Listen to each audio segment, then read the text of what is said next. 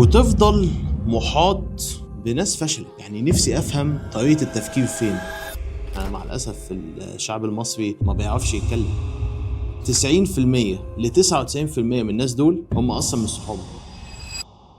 لو عاوز تفضل فاشل ومحبط وما تحققش اي حاجه في 2026 اعمل الحاجات دي. اولا الفيديو ده انا بكلمك فيه كاخ كبير وفعلا عاوز ان انا اساعدك. عاوز ان انا اساعدك ليه؟ عشان ان شاء الله باذن واحد احد لما انت تنجح وتحقق كل اللي نفسك فيه هتفهم ان السعاده الحقيقيه ما بتجيش لما ان انت تحقق الحاجات اللي انت قلتها لنفسك. ما بتجيش لما انت تعمل فلوس اكتر. طبعا ممكن انت لما تبدا ان انت تعمل فلوس كويسه وتبدا ان انت تغير حياتك وتجيب الحاجه الفلانيه وتجيب دي وتجيب ده، هتفهم ان كل الحاجات دي بتجيب لك سعاده مؤقته. بس السعاده اللي بجد والاحساس يعني شعور كده مختلف، بيبقى فيه شعور من الفخر ما بتحسوش في اوقات كتيره، بتيجي لما انت بكل بساطه تساعد حد تاني. وانا اعني الكلام ده، وان انت تغير حياه شخص تاني. وطبعا ربنا سبحانه وتعالى بيكون بيستخدمك تبقى انت بكل بساطه يعني ايه سبب من اسباب كتيره ان انت تغير حياه الشخص ده. فلو انت حابب ان انت تفضل فاشل وما تحققش اي حاجه من الحاجات اللي انت نفسك تحققها، اعمل الكلام ده. اول حاجه خليك كده وسط الدايره بتاعت صحابك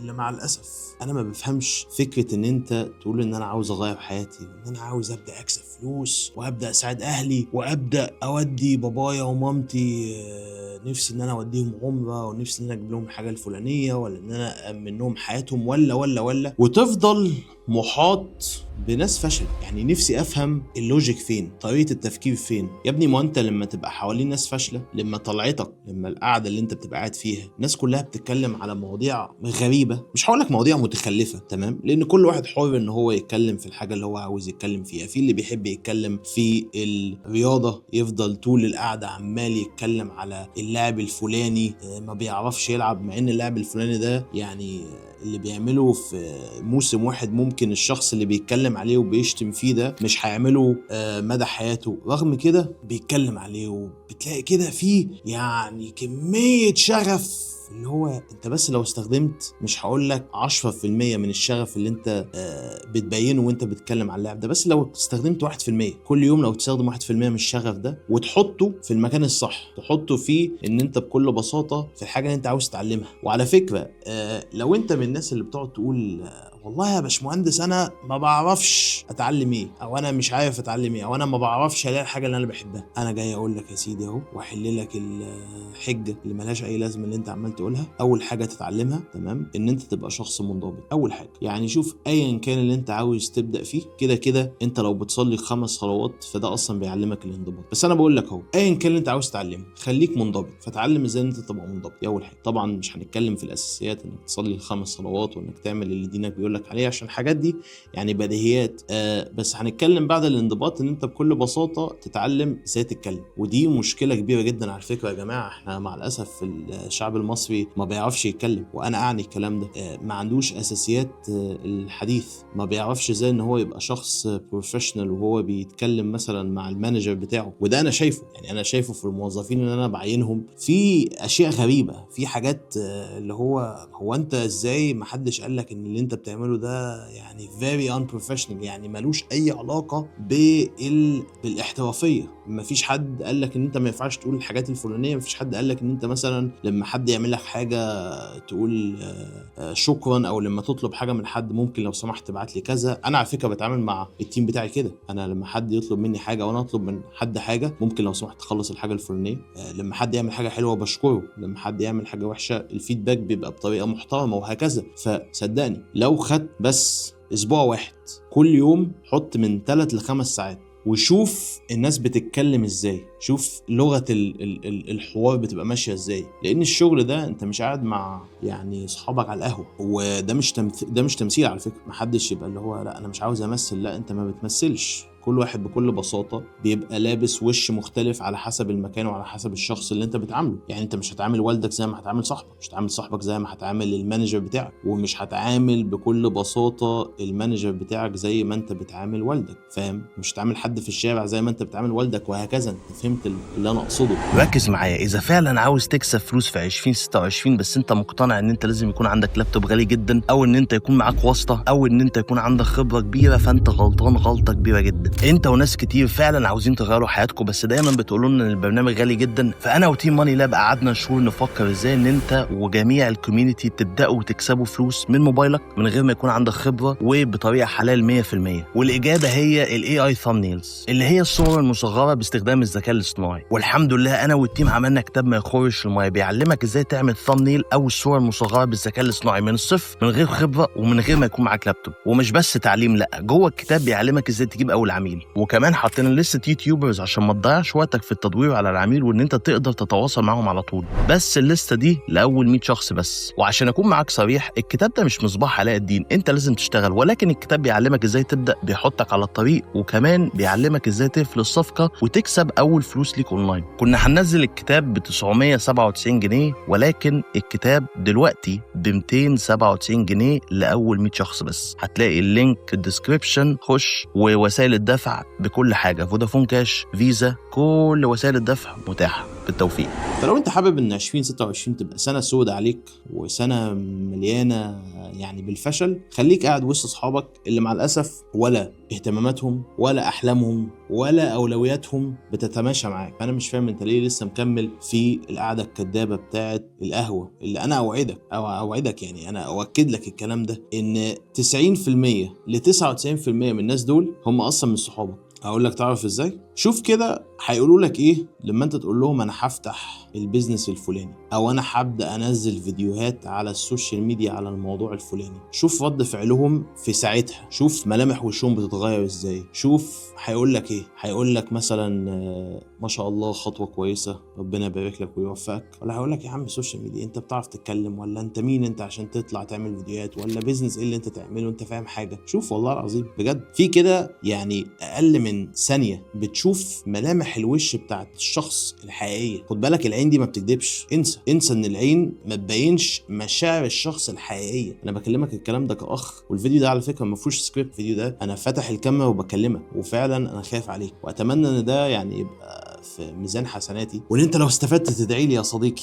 فدي اول حاجه. فمش عاوزك تنخدع في القعده الكدابه بتاعت القهاوي. صدقني انا قعدت فيها كتير قوي، وناس كتيره قوي، بس يعني اقل من 1 2 تلاقيهم ان هم فعلا صحابك اللي بجد، وفعلا بينصحوك بجد، وفعلا لما تبدا تعمل حاجات غلط بينصحك، مش عشان ان هو يحسسك، هو فعلا بيحبك وفعلا مش عاوزك ان انت تتاذي في الحاجه الفلانيه. دي اول حاجه. تاني حاجه، كمل في مشيك مع اللي انت ماشي معاها. يا ابني انت ليه مش قادر تفهم ان اللي انت ماشي معاها دي في الغالب بنسبه كبيره قوي، يعني مش عايز اقول لك بنسبه 100%، بس بنسبه كبيره جدا لو جه شخص جاهز ويعني مستعد وهيلبي لها طلباتها، انا اؤكد لك ان هي هتسيبك. عارف ليه؟ لان البنات عندهم حاجه اسمها مش عارف يعني معناها بالعربي، بس هم opportunistic، يعني بيشوفوا فين الاوبورتيونيتي، الفرصه، تمام، وبيروحوا لها. وعلى فكره مفيش اي حاجه ضدهم خالص. انا لو ربنا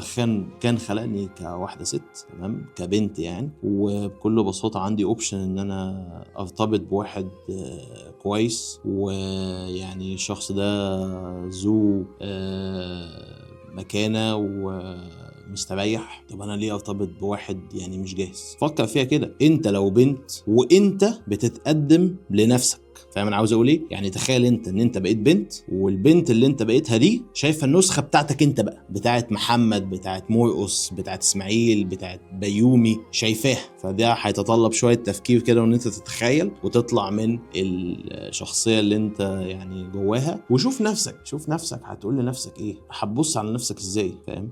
فدي اول حاجه. فانت لو مش جاهز خلاص، يعني نقطه ومن اول السطر، ومفيش اي مشكله على فكره في الموضوع ده، بكل بساطه 1 2 3 انا مش جاهز، وانا شايف ان العلاقه دي يعني علاقه ما ترضيش ربنا وخلاص. وانا عارف ان الكومنتات دلوقتي بقى اللي هو انت شيخ ومش شيخ. يا جماعه على فكره ان حد ينصح في الدين ده مش محتاج ان انت تبقى شيخ، ده مع الاسف يعني جمله طلعت عشان تخوف الناس ان هم يتكلموا في الدين، فبالتالي اللي هيتكلم في الدين ايه ده، هوب هوب هوب ده شيخ. تقول لواحد صاحبك تعالى نقوم نصلي، يا عم انت هتستشيخ علينا ولا ايه؟ انت يا ابني انت وقعت على دماغك وانت صغير ولا ايه؟ انت متخلف يا ابني، انت اللي هنا ده ايه؟ بجد والله العظيم اللي هنا ده ايه؟ هو احنا جايين في الدنيا دي عشان نعلي على بعض، ولا جايين في الدنيا دي عشان نحسن بعض؟ وانت لما تقول لي يا ابني تعالى نقوم نصلي، والتاني يقول لي خلي بالك ان انت بتشتم كتير، والتالت يقول لي ما تيجي مثلا تصدق، يا ابني ما احنا كلنا هنخش الجنه. هو احنا بقينا نتخانق مين هيخش النار الاسرع؟ يعني المجتمع بقى تحس ان هو كده غريب. فكره نعمه العقل، مع ان على فكره نعمه العقل عند الناس كلها، بس الناس هم اللي مش عاوزين ان هم يستخدموها. فاهم حاجه؟ يعني دي حاجات الف ب. محدش يقول لي هو الشخص ده ربنا حطه في المكان الفلانيه وهو كده. معلش يعني يا جماعه، اللي عاوز يلاقي حاجه على الانترنت وانتوا فاهمين كويس انا بقول ايه بيلاقيها، بيفضل طول النهار عمال يدور وسيرش هنا وسيرش هنا ويسال ده ويسال ده. خلاص يبقى انت اللي مش عاوز تدور على الحاجه الفلانيه، فانت اللي مستسهل ان انت ما تعرفش الحاجه الفلانيه، وبعد كده بتدعي ان ربنا خلقك في البيئه الفلانيه، فانت طلعت كده عشان ربنا خلقني في البيئه الفلانيه. لا، انت طلعت كده عشان انت اللي مش عاوز انك تاخد شويه وقت ومجهود من يومك، عشان انت يومك مشغول جدا وانت مهم جدا، فانت مش حابب ان انت تضيع الوقت ده، ومش حابب ان انت تضحي بحاجه عشان تتعلم حاجه جديده او عشان توصل لحاجه جديده. فما تجيش تقول لي ربنا خلقني كده وانا لو ربنا كان عاوز ان انا ابقى متدين هبقى متدين، او ربنا لو كان عاوز ان انا ما امشيش مع البنت دي ما كانش هيحطها في طريقي. ايه يا ابني العبط ده؟ احنا كمان بقينا يعني بنشغل دماغنا ازاي ان احنا نبقى بنعمل ذنوب وبنحللها لنفسنا. تيجي تقول لاي حد الحاجه الفلانيه مثلا حرام، مثلا واحد مصور افراح، تقول له يعني بس انت عارف ان انت لما تصور واحده مش ملتزمه في اللبس يعني وجسمها باين، انت عارف ان انت بتعمل ذنب وذنب كبير. يقول لك يا عم الناس كلها بتعمل كده، يعني جت عليا. طيب ماشي، ما هو برضه جهنم هتشيل ناس كتيره يعني فاهم الموضوع؟ مش ايه، هي مش اوضه ولما تتملي مش هيبقى في مكان، لا ما هو المكان كبير فالناس كلها خلاص الناس كلها بقى وانت مع الناس كلها. مش فاهم فكره الناس كلها بتعمل حاجه. خلي عندك شخصيه، والله العظيم بجد خلي عندك شخصيه. مش الناس كلها بتعمل حاجه تبقى انت تعمل زيهم، ما تبقاش دلدول، ما تبقاش كده امع كده فاهم، مالكش شخصيه ومالكش راي وماشي كده زي القطيع ده يقول لك حاجه انت ايه ده. الحاجه الثالثه ان انت تبطل تهتم بالتفاهات بجد والله العظيم، لان دلوقتي مع الاسف من اللي انا واخد بالي منه على السوشيال ميديا، انا عامه مش متابع حاجات كتير يعني من الناس اللي في مصر، بس لما حاجه تطلع لي ده معناها ان انا مش مهتم اصلا بالموضوع ده، فطالما الموضوع طالع لي ده معناها ان الموضوع ده يعني ترند بدرجة كبيرة قوي. فان انت تبقى مهتم بالبلوجر الفلاني ومش عارف عمل فرح في المكان الفلاني، ولا ده جاب لمامته الحاجه الفلانيه، انت مهتم ليه بالكلام ده؟ يعني انت اصلا ليه اصلا بتقارن نفسك بالكلام ده؟ انا مش فاهم انت ليه مهتم ان الشخص الفلاني المطعم الفلاني عمل معاه خناقه. طب ده واحد قابض مثلا في الفيديو 50,000 جنيه، انت هتقعد تشتغل سنه عشان تعمل المبلغ ده او 6 شهور؟ وانا مش بعايرك ان انت هتقعد تشتغل سنه ولا 6 شهور، انا بس بوعي لك دماغك. انت بتتكلم على حد بيعمل في الفيديو الواحد 20 ولا 50 ولا 100,000 جنيه، وفي على فكرة اللي بيعمل أكتر من كده بكتير ما شاء الله، بيعملوا أرقام كبيرة ومفيش أي مشكلة في ده على فكرة خالص. يعني طالما واحد بيعمل إعلان وشخص صادق في الإعلان تمام، ومطعم بيديله فلوس، خلاص ده مبسوط وده مبسوط، مفيش اي مشكله.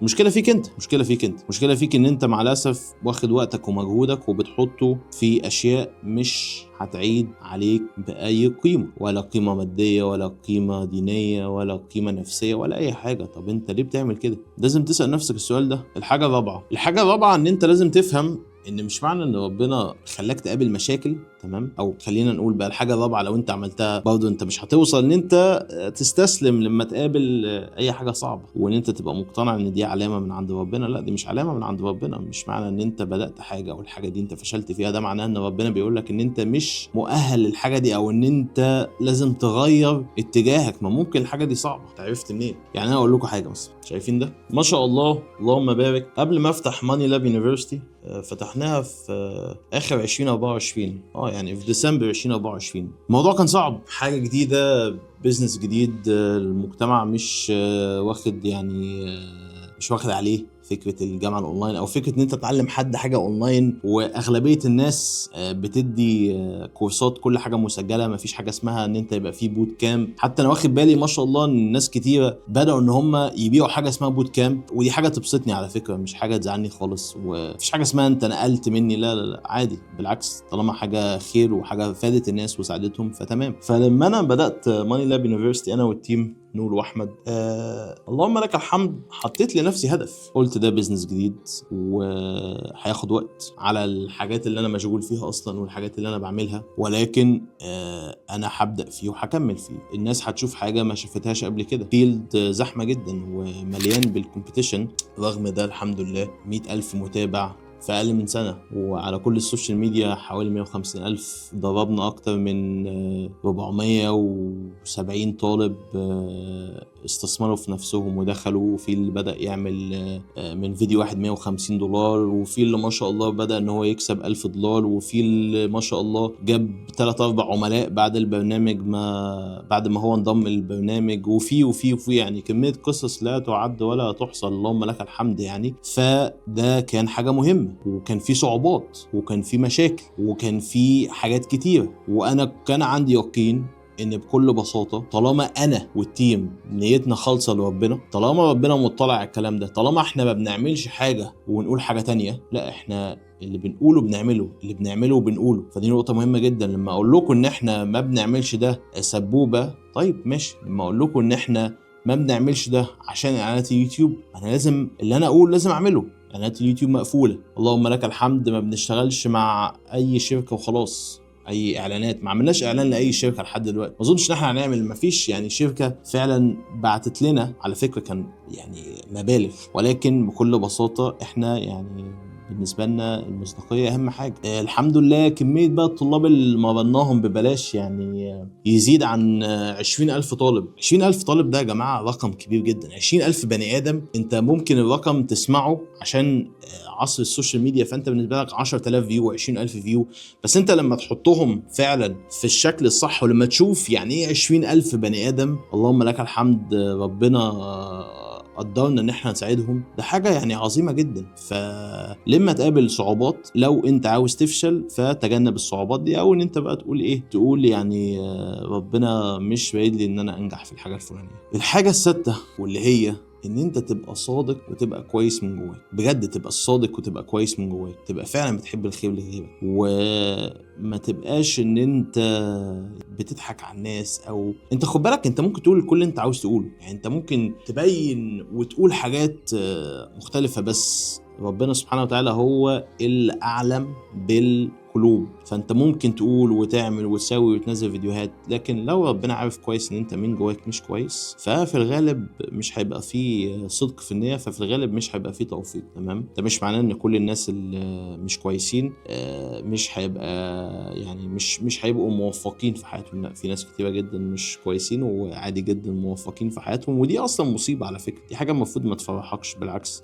يعني لو انت شخص مش كويس وبعيد عن ربنا وي وتلاقي ربنا عمال يكرمك، دي حاجه المفروض اصلا ترعبك. بس حبيت ان انا ابعت لكم الرساله دي واعمل لكم الفيديو ده واكلمكم كاخ كبير واساعدكم، وان شاء الله 2026 تبقى سنه مليئه بالنجاحات ومليئه ان شاء الله بالخير عليكم وعلينا، وما تنسوناش في الدعاء. وطبعا لو انت شخص حابب ان انت تنضم للبرنامج التدريبي، فهتلاقي المعلومات تحت في الديسكريبشن. ولو انت شخص حابب ان انت تاخد كورسات وتغير حياتك، وبكل بساطة تعرف ازاي ان انت تتعلم مهارة بجد مطلوبة وفعلا تقفل الصفقات وتعمل الحاجات اللي انا اتكلمت عليها، فبرنامج التدريب بتاع ماني لاب يونيفرسيتي اوعدك ان هو هيبقى من اجمد، لو ما كانش اجمد برنامج انت هتاخده، والاستثمار اللي انت هتعمله في نفسك هيتفضلك او هيرجع لك اضعاف.